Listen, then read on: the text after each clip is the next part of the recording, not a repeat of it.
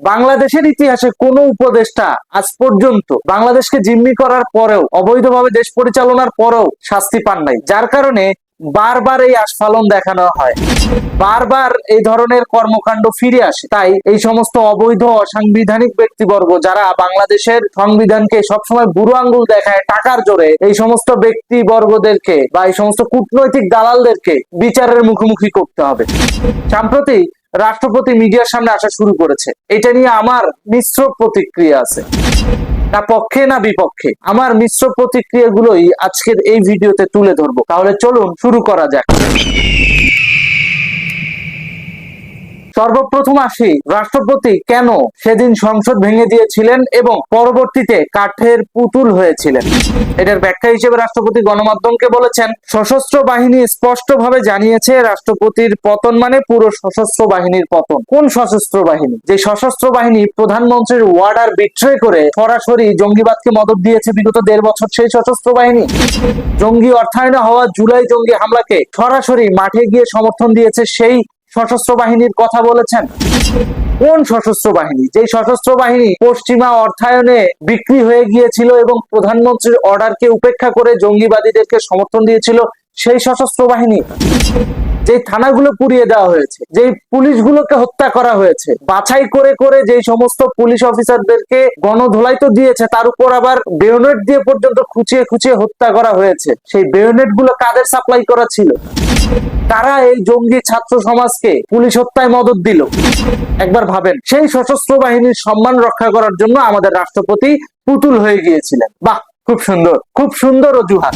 আমি মেনে নিলাম রাষ্ট্রপতির সাংবিধানিক ভাবে কিচ্ছু করার নাই, সে বন্দুকের নলের সামনে দাঁড়িয়ে বাধ্য হয়ে সিদ্ধান্ত নিয়েছে, সংসদ ভেঙে দিয়েছে, বেশ ভালো কথা। 1 বছর কেটে গেল, 1.5 বছর কেটে গেল, যখন ইউনূস সরকারের অপকর্মে অতিষ্ঠ দেশবাসী, তখন তো অ্যাটলিস্ট জনগণের রাষ্ট্রপতি হিসেবে আপনি তো সামনে আসতে পারতেন, আসেন নাই। যখন আওয়ামী লীগের তৃণমূলের নেতা কর্মীরা ঝটিকা মিছিল করছে, মাথায় মামলা নিয়ে রাজপথে নামছে, বাড়ি বাড়ি যে আওয়ামী লীগের নেতা কর্মীদেরকে গ্রেপ্তার করা হচ্ছে, তখন একজন অভিভাবকের দরকার ছিল, একজন দিক নির্দেশনা দেওয়ার লোকের দরকার ছিল, একজন সাহস দেওয়া লোকের দরকার ছিল। প্রত্যক্ষ বা পরোক্ষ ভাবে আপনি রাষ্ট্রপতি, আপনি সাংবিধানিক ভাবে পারেন না, ঠিক আছে, কিন্তু আপনি আওয়ামী লীগের শাহাবুদ্দিন চুপ্পু, আপনার অনুসারীদেরকে তো প্রপারলি ইউজ করতে পারেন নাই, তাদেরকে একটু দিক নির্দেশনা দেওয়া, সাহস দেওয়া, এই কাজটুকু আপনি করতে পারেন নাই। দেদারসে মিডিয়াতে যা না তা প্রচার করা হয়েছে, সঠিক তথ্য মিডিয়াতে আসে নাই, অথচ আপনার ছেলে অর্থাৎ রাষ্ট্রপতির ছেলে মিডিয়ার একটা বড় সিন্ডিকেট পরিচালনা করে, তাকেও তো কাজে লাগাইতে পারতেন। এই যে 1.5 বছরে বাংলাদেশকে যে জিম্মি করে রাখা হলো, এই বিষয়টা সোশ্যাল মিডিয়ায় এসেছে ঠিকই, কিন্তু মেইন স্ট্রিম মিডিয়ায় আসে নাই। কেন আসে নাই? তার মানে কি আমরা ধরে নিতে পারি না তলে তলে ঠিকই আপনি এটাতে মৌন সমর্থন দিয়েছেন? এই আওয়ামী লীগে যেমন তাজউদ্দিন আহমেদ জন্ম নেয়, এই আওয়ামী লীগে যেমন মুক্তিযোদ্ধারা জন্ম নেয়, এই আওয়ামী লীগে তেমনি মোস্তাকও জন্ম নেয়। এখন আপনি কোন পন্থী এটা কিন্তু পরিষ্কার। আপনি রাষ্ট্রপতি, আপনার প্রেস সেক্রেটারিকে কি ঘাস কাটার জন্য রাখা হয়েছিল? আপনি এখন যেভাবে বলছেন মিডিয়ার সামনে এসে যে বিগত 1.5 বছর ইউনূস এই করছে সেই করছে, তো ওই সময় আপনার প্রেস সেক্রেটারিকে দিয়েও তো আপনি এই প্রেস ব্রিফিংটা করতে পারতেন না, আপনাকে আলাদা করে রাখা হয়েছে। এটা আপনার ভাষ্য, আমি চ্যানেল আই এর একটা নিউজ কোট করছি, যেখানে আপনি বলেছেন, আমি কোনো প্রেস রিলিজ দিতে পারি না, বাংলাদেশের ক্রিকেট টিম কোথাও জিতলে অভিনন্দন জানিয়ে যে একটা সাধারণ প্রেস রিলিজ দিব সেটাও না, একদম প্রতিবন্ধী করে দিল। আমি রাষ্ট্রপতি হয়ে নিজে ক্যাবিনেট সেক্রেটারিকে বারবার ফোন করেছি, প্রিন্সিপাল সেক্রেটারিকে ফোন করেছি, এস্টাবলিশমেন্ট সেক্রেটারিকে ফোন করেছি, কেউই পাত্তা দেয়নি, কেউই পাত্তা দেয় নাই। ভালো কথা, আপনি রাষ্ট্রপতি, আপনার সাংবিধানিক ভাবে বান্দা, সেটাও ঠিক আছে। ফোন তো ইউজ করতে পারতেন নাকি? ইন্টারনেট তো ইউজ করতে পারতেন নাকি? সেটাও করেননি, ওকে ফাইন, সবই মেনে নিলাম। চিঠি দেওয়ার মৌলিক স্বাধীনতা তো প্রত্যেকটা সিটিজেনের আছে, এমনকি কারাগারের যারা আসামি তাদেরও আছে। আপনি যদি একটা চিঠি প্রকাশ করতেন, কিংবা আপনি দীর্ঘদিন যে আওয়ামী লীগের রাজনীতির সাথে জড়িত ছিলেন, আপনার অনুসারী ছিল না, আপনার অনুসারীদেরকে দিয়েও যদি মিডিয়াতে এটা বলাতেন, তাও তো অন্তত পক্ষে বাংলার মানুষ জানতে পারতো আপনি জিম্মি। আপনার পাশে দাঁড়াতো, যেখানে সাধারণ মানুষ রাজপথে প্রতিবাদ করছে, ঝটিকা মিছিল করছে, অবৈধ ইউনূস সরকারের বিরুদ্ধে, সেখানে রাষ্ট্রপতির পক্ষে দাঁড়াবে না? অবশ্যই দাঁড়াবে। সুতরাং এই সদিচ্ছা আপনার ছিল না, এটা কিন্তু দিনের আলোর মতো পরিষ্কার দৃশ্যমান। মেইনলি রাষ্ট্রপতি হওয়ার পর এবং ওয়াকারুজ্জামান সেনাপ্রধান হওয়ার পর আপনারা দুজন যৌথভাবে বিএনপি কে ক্ষমতায় আনার জন্য কাজ করেছেন, এটা পরিষ্কার। কিন্তু মাঝখানে গণতন্ত্রের দুর্বলতা এবং রাষ্ট্রের রাজনৈতিক দুর্বলতার সুযোগে আইএসআই এবং জঙ্গি গোষ্ঠীরা ক্যাপচার করে নিয়েছিল পুরো 1.5 বছর। আর সেটার মূল নেপথ্য কারিগর ছিল পশ্চিমা গোষ্ঠী। ডক্টর ইউনূসকে সাথে রেখে, সামনে রেখে সেটা করা হয়েছিল। আপনারা ভেবেছিলেন শেখ হাসিনা চলে যাবে, 90 দিনের মধ্যে ইলেকশন দিয়ে হয়তো বিএনপি কে নিয়ে আসা হবে। কিন্তু ডক্টর ইউনূস যে কত বড় জিনিস এবং পশ্চিমা মাল, সেটা আপনারা ক্ষমতায় আসার পর টের পেয়েছেন। যখন চতুর্দিক থেকে পশ্চিমা আগ্রাসন জেকে বসলো, পাবলিক জিম্মি হয়ে গেল, এখন ভিকটিম কার্ড প্লে করছেন, নাটক পাইছেন। মোদ্দা কথা, 96 সালে শাহাবুদ্দিন নামে যে রাষ্ট্রপতি ছিল, যার মাধ্যমে ধরা খাইছে 2001 সালে শেখ হাসিনা ইলেকশনে, ঠিক একই ভাবে 2024-এর রাষ্ট্রপতি শাহাবুদ্দিন চুপ্পুর মাধ্যমে পুরো দেশ, জাতি, রাষ্ট্র ধরা খেয়েছে। That is the reality.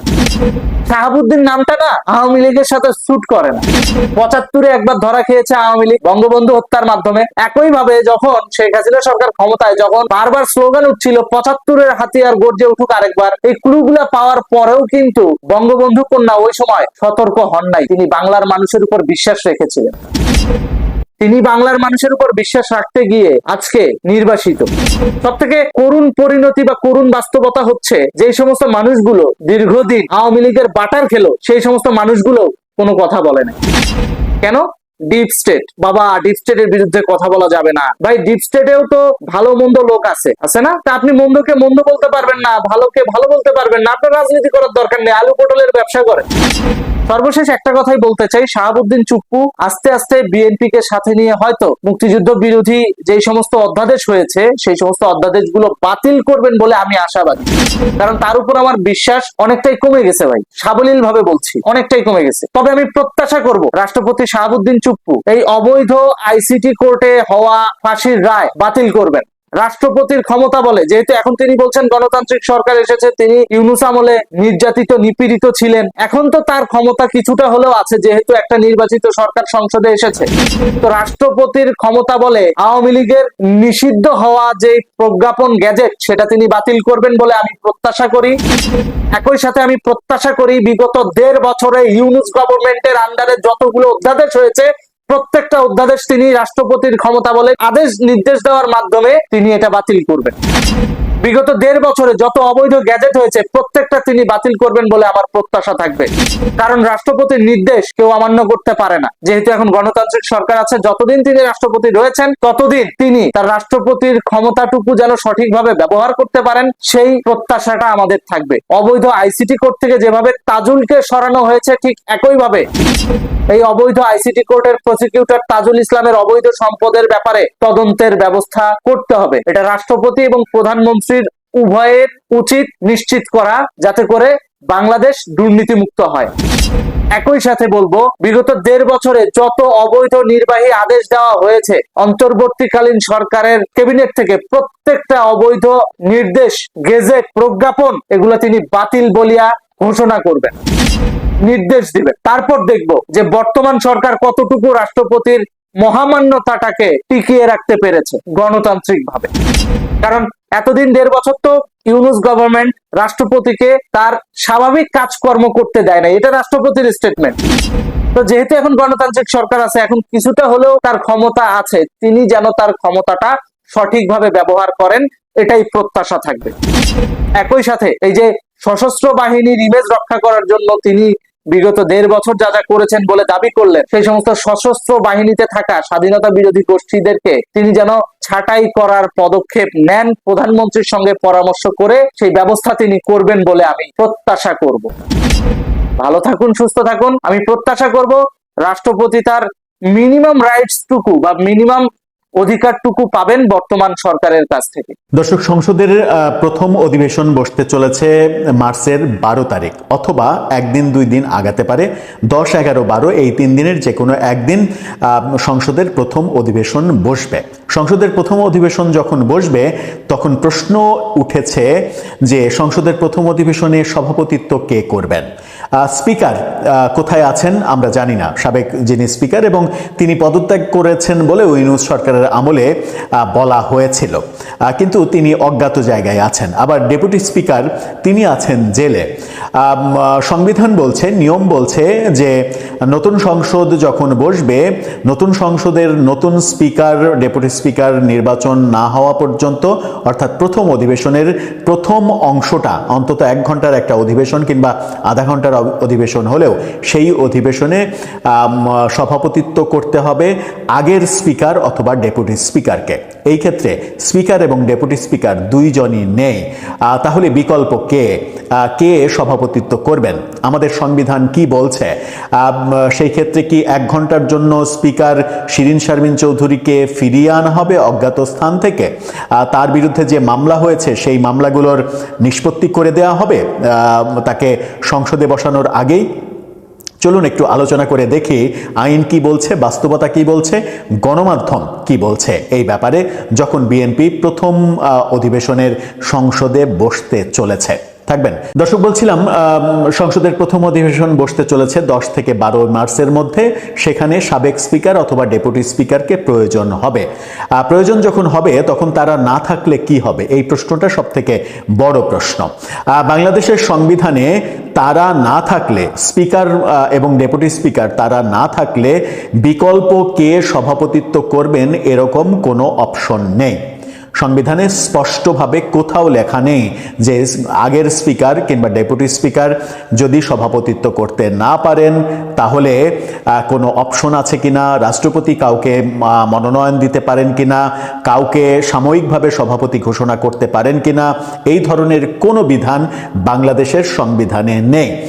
পৃথিবীর অন্যান্য দেশে 2-1টা দেশের সংবিধানে এরকম একটা বিধান রয়েছে। সেটা হচ্ছে যে রাষ্ট্রপতি এরকম সংকটকালীন সময়ে একজনকে অস্থায়ী সভাপতি হিসেবে মনোনয়ন দেবেন, তার সভাপতিত্বে সংসদ বসবে এবং তার সভাপতিত্বে নতুন স্পিকার নির্বাচনের পরে নতুন স্পিকার সভাপতির আসনে বসবেন। কিন্তু বাংলাদেশের সংবিধানে এই অপশন নেই।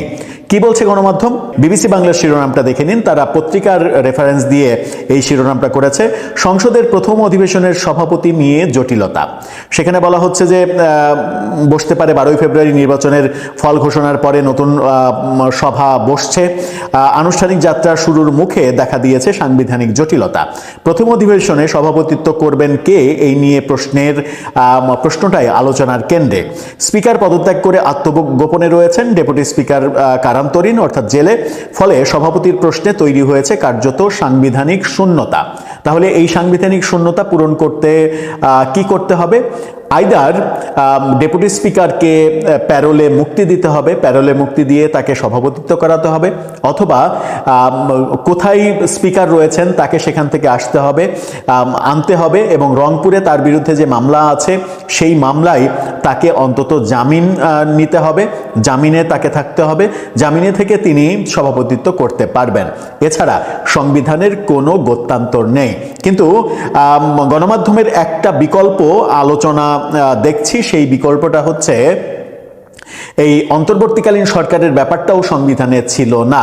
অন্তর্বর্তীকালীন সরকারের এই ব্যাপারটা যখন সাংবিধানিক প্রশ্ন হয়ে দাঁড়ায় তখন রাষ্ট্রপতি সংবিধানের 106 অনুচ্ছেদ অনুযায়ী সুপ্রিম কোর্টের রেফারেন্স চান। সুপ্রিম কোর্টের রেফারেন্স চান এবং জানতে চান যে এই মুহূর্তে কি করণীয়। সুপ্রিম কোর্টের রেফারেন্স অনুযায়ী অন্তর্বর্তীকালীন সরকার গঠিত হয়েছে। রাষ্ট্রপতি কি তাহলে এই ক্ষেত্রে সুপ্রিম কোর্টের রেফারেন্স চাইবেন 106 অনুচ্ছেদের ভিত্তিতে? পত্রিকা বলছে যে বিকল্প এটাই, এটা ছাড়া কোনো বিকল্প নেই। যদি পুরনো আগের যিনি স্পিকার কিংবা ডেপুটি স্পিকার তাদেরকে ফিরিয়ে আনা না যায় কিংবা ফিরিয়ে আনতে না চাই বর্তমান সরকার, তাহলে রাষ্ট্রপতির কাছে যেতে হবে। সংবিধানের 106 অনুচ্ছেদের ভিত্তিতে সংবিধানের যে কোনো জটিলতার প্রেক্ষিতে তিনি সুপ্রিম কোর্টের রেফারেন্স চাইতে পারেন। সুপ্রিম কোর্টের রেফারেন্স চাওয়া হলে সুপ্রিম কোর্ট যে সমাধান দেবেন সেই সমাধানে হয়তো কার্যকর হতে পারে এটা। কিন্তু সুপ্রিম কোর্টের রেফারেন্স ছাড়া রাষ্ট্রপতির আর কোনো কিছু করার উপায় নেই। এখন দেখার বিষয় যে বিএনপি এই সাংবিধানিক জটিলতাটাকে কিভাবে ফেস করে। তারা কি শিরিন শারমিন চৌধুরীকে ফিরিয়ে আনবেন? এতদিনেও যেহেতু তাকে গ্রেপ্তারের ঘটনা ঘটেনি, তার মানে তার উপরে একটা সফট কর্নার আছে, কিংবা সাংবিধানিক জটিলতা হতে পারে, সেই কারণেই তাকে এখন পর্যন্ত গ্রেপ্তার করা হয়নি, এই ব্যাপারটা ভাবা যেতেই পারে। সুতরাং তার যে মামলা, সেই মামলায় তাকে জামিন দিয়ে সংসদে এনে সভাপতিত্ব করানো হবে, নাকি রাষ্ট্রপতির 106 অনুচ্ছেদের ভিত্তিতে সুপ্রিম কোর্টের রেফারেন্স চাইবে? আমার মনে হয় যে বিএনপি আওয়ামী লীগের স্পিকারকে ডেকে এনে নতুনভাবে সমালোচিত হতে চাইবে না, সেই কারণে 106 অনুচ্ছেদের রেফারেন্স চাওয়ানো হবে রাষ্ট্রপতিকে দিয়ে, এবং সেই রেফারেন্সে সুপ্রিম কোর্ট যাকে নির্ধারণ করবেন সংসদের প্রথম অধিবেশনের সভাপতি হিসেবে, তিনি সভাপতিত্ব করতে পারেন। সেই ক্ষেত্রে কে হবেন প্রথম অধিবেশনের স্পিকার? তিনি কি প্রধান নির্বাচন কমিশনার, নাকি সংসদের আইনমন্ত্রী, নাকি অন্য কেউ? কাকে রেফার করবে আদালত, সেটা একটা ইন্টারেস্টিং ব্যাপার হবে। বাংলাদেশ এই প্রথমবারের মতো 55 বছরের ইতিহাসে এই সংকটে পড়েছে। এখন দেখার বিষয় আদালত এই সংকট থেকে কিভাবে উত্তরণের পথ খুঁজে দেন, যদি 106 অনুচ্ছেদ অনুযায়ী আদালতের রেফারেন্স চাওয়া হয়। দর্শক, আপনার কি মনে হয়, বিএনপি কি আওয়ামী লীগ সরকারের স্পিকারকে এনে সভাপতিত্ব করাবে সাংবিধানিক জটিলতা এড়াতে, নাকি 106 অনুচ্ছেদের রেফারেন্স চাইবে? আপনার মতামত জানিয়ে লিখতে পারেন আমাদের কমেন্ট বক্সে।